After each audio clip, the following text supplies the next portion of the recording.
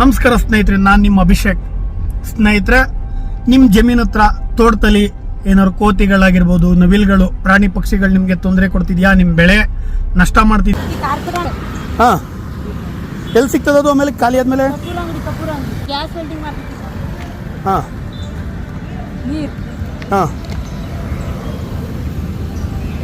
ಲೈಟಾಗಿ ಹಾಕಬೇಕು ನೀರು.